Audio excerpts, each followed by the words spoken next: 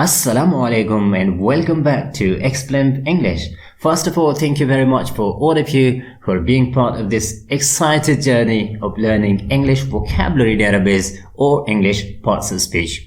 As you know, in the previous part of the series, you have already learned the lexical vocabulary database, which is the open-end database, in which there are nouns, adjectives, verb, and adverbs. But in this part of speech, we would be learning about the functional vocabulary database. If you didn't watch the lexical vocabulary database series videos, please watch them and then come back to the functional vocabulary database or functional parts of speech. In the previous videos, you saw noun or noun phrases and also the addition of the adjective. Adjective means like you could add good or bad qualities to a noun, which makes the adjective phrases, right? So these adjective phrases or noun phrases or noun, when you want to replace noun phrases or adjective plus noun phrases with a single word, that would be called the pronoun. So it means like you could replace all the phrases, noun or noun phrases, with the help of pronoun. And this pronoun is called the functional parts of speech. Why it is functional? Because it doesn't have its own meaning. Rather, it encapsulates all the phrases or the nouns and use the same meaning which were described there earlier in the phrases, right? And that is the reason it doesn't have its own meaning. For example, if you have described a girl, she, for example, good and smart Asma. Now, in the lexical vocabulary database, if we could say like adjective is only for the noun, then here we could also say that pronoun is only and only for noun or noun phrase or for the adjective phrases, which are basically part of the noun phrases. So noun doesn't have its own work here. It basically serves for the noun phrases plus adjective phrases. But here is the second need of the same noun. But the same need is also then the need of the verb. And what is that? That is the preposition. What does it mean? It means like a noun and verb, they also need the help of preposition. Like there won't be any preposition if there were no nouns or verbs. So the prepositions are because of the nouns and verbs. What it does, a preposition create or makes a prepositional phrase. When you connect a preposition with a noun, it creates a prepositional phrase. And the same is for the verb. It creates a phrasal verb. Whenever you add a verb with a preposition, it would become a phrasal verb. But it is not only the phrasal verb which could be created this way. There is the role of the adverb as well, as we have stated in our earlier videos about when and where questions, like when you do something and where you do something. So you can also create some adverbial phrases. Those adverbial phrases could be like in the morning or in Explimp or at Explimp, right? And as you see, there are prepositions. So if they are adverbial phrases, they are also prepositional phrases. So now you might have understand that the preposition job is not only to show the position, there's much more to be added to this preposition, right? And the next functional parts of speech is conjunction. Now, what is this conjunction? Conjunction is basically for every part of speech.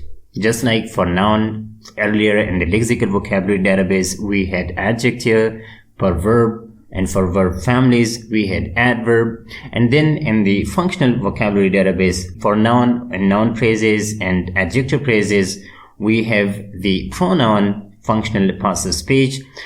And then you saw for noun and verb together, and also for the adverb, we use a preposition. Now, the same is the example of conjunction. But conjunction is not only for specific parts of speech, it serves for all parts of speech, even for its own self. We would see the same things in our upcoming examples, but conjunction is basically joining each and every parts of speech each and every clause or sentences or whatever you want. You just name it. And these three words, pronoun, preposition, and conjunction, these are basically called the functional vocabulary database. Now, before there were 4 parts of speech, and now we have 3 parts of speech. 4 parts of speech are the lexical vocabulary database, and 3 parts of speech are the functional vocabulary database. And you might be thinking about the interjection. Interjection has its own another story. We will come to that later, but first of all, let's see why these parts of speech are there. So the first is noun. Noun is there to show the identity and state of something, right? And we saw that something could be in the concrete form or abstract form or in the balanced form. Like you have seen some examples of concrete, abstract, and balanced nouns. Like for example, house is concrete noun, family is abstract noun, and home is balanced noun. And then the body is concrete noun, soul is abstract noun, and human is a balanced noun. So to see the identity instead of definition of these nouns, right? In our schools, like most of the time, they first of all like define the things. They do not show the identity. They do not decompose and then show the identity of something. Rather, they define it, and their definition might be incomplete, like it might be misleading or based on one perception. And that is the reason creating the definition, it should be your job. It should not be the job of our schools or peoples. They should not be defining the things. Yes, they should identify the things, and after identification, yes, okay, if there are definitions. And why this is problematic? Because we are the people, we start labeling the people, we start labeling the systems, and we give different sort of definition to the people, and that totally depends upon our experiences, perceptions, and understanding, which could be incomplete, which could be sometimes wrong. So when it comes to standard schooling system, the identity is more important than definition, or identity and state of the something should be first, and then the definition should be the next step. And this is how the concept of a shape is there. And now look at the adjective, which basically helps the noun to add quality. So in adjective, we have 2 qualities, good quality and bad quality. There are also other types of adjectives, but these 2, good and bad, are the forms of adjectives. And all of the other types totally depend upon their use, why they are being used there.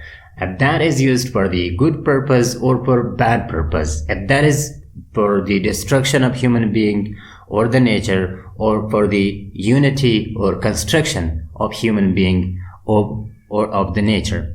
So it totally depends upon this good and bad qualities. So instead of, making shirk in the noun itself, you have to see the adjectives, why these adjectives are added, why these qualities are existing there in some specific noun.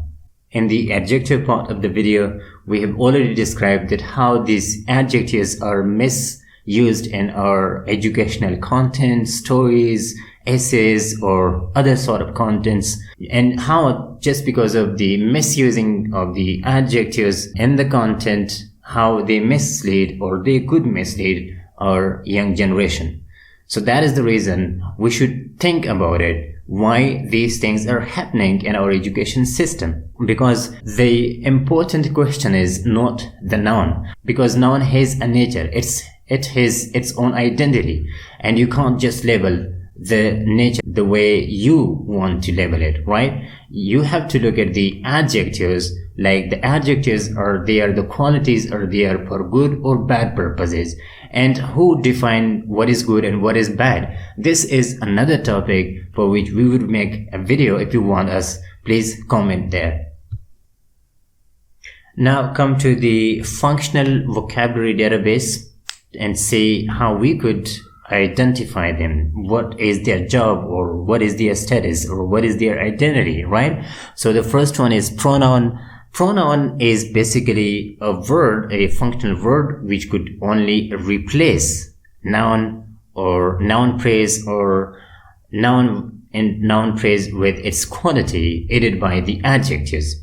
For example, if Asma is a person, so Asma takes class, or smart Asma takes class, or we could say good and smart Asma takes class, or very good and smart Asma takes class.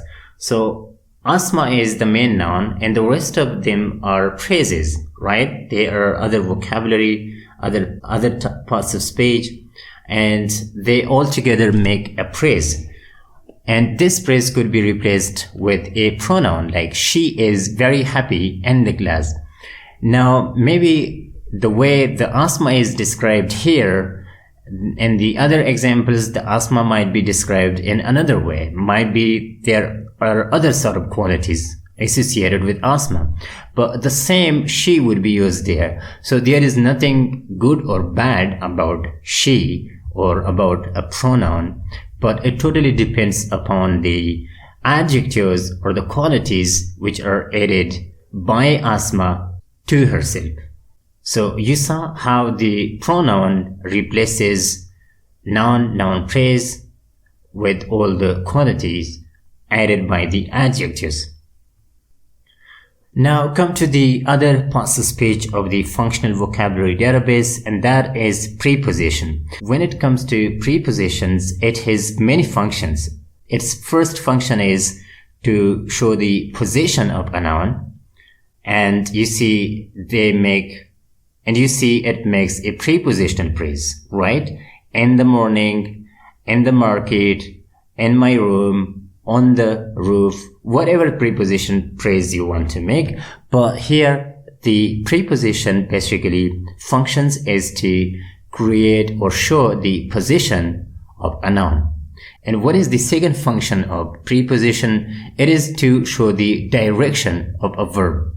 For example, if I say go is a verb, but on which direction? Go up, go down, go left, go right, go under, go beneath, whatever preposition you want to use it after the verb, and you are making a phrasal verb, right?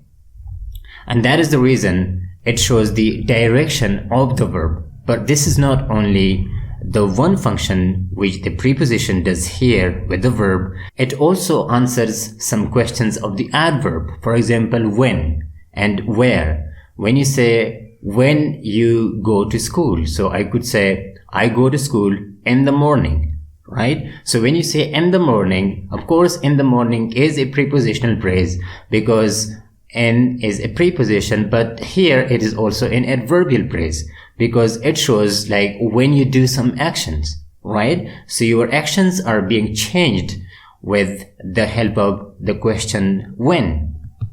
And the same as for where, like where do you go? I go to Peshawar, or I go to Islamabad, or I go to any other place. So here to Peshawar or to Islamabad, these are also the adverbial phrases. Now, don't you think how amazing the functions of the prepositions are, right?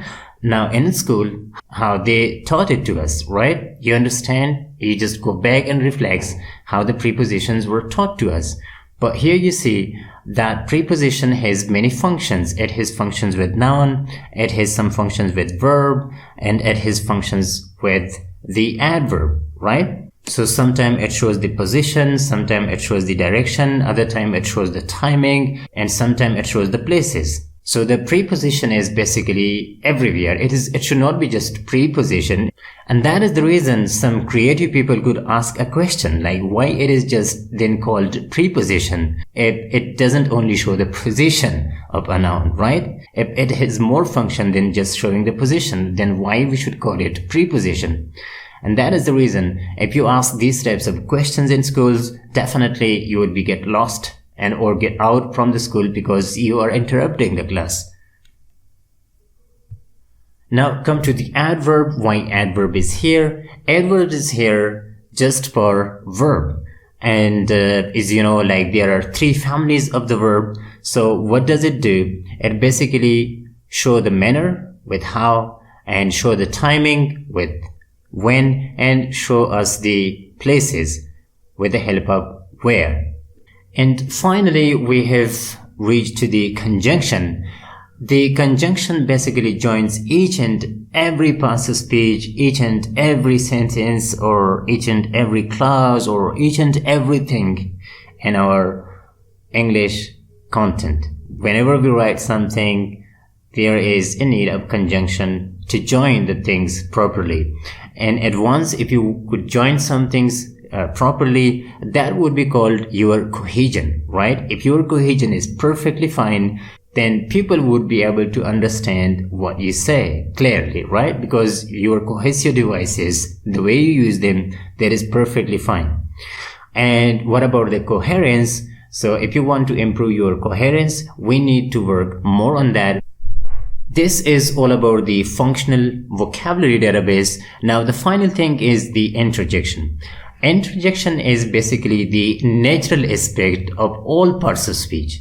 Like whatever you have seen here, the lexical vocabulary database and functional vocabulary database, these two types of databases, I mean the English vocabulary database, it is basically the linguistic aspect of English. And the interjection is basically the natural aspect of the whole parts of speech. Now, I would like to say in interjection, you could have noun, adjective, verb, adverb. You could have preposition there. You could have pronoun and conjunction. You could have all these parts of speech and the interjection as well. But the interjection, like there are two layers. When it comes to English language, there are two layers. One is the linguistic layer and another is the natural, humanistic layer. So like in humanistic layers, you are basically using the same same sentences, but in a different way. I mean, you express it. You show your emotions. So we would also work on this. If you want, please comment us. We would create some videos on interjection. But this is all about our English vocabulary parts of speech or English vocabulary database. Definitely to understand them in more detail, we need to create separate videos on each part of speech with more types, with more examples. And we could also create some paragraphs and tenses and all these things. But we only need your support. If you think the way we do the job, it is good, definitely we would keep it continue. But if it doesn't work that way, then we would just rely on schooling the way they are being taught to us there in our schools. Thank you very much. And I'm suggesting my great teachers, my respectable teachers, to please suggest these ideas to your engineers, the engineers of education, the policymakers, to include these things in your syllabus. It would have a great positive impact. Thank you very much, and please be connected with Explimp English, because we do have some sort of great ideas that we would love to share with you. Why? Because we want to grow together, we want to get awareness together, and we want to support, we want to learn together, because we are one human world. Thank you very much, and Allah Hafiz.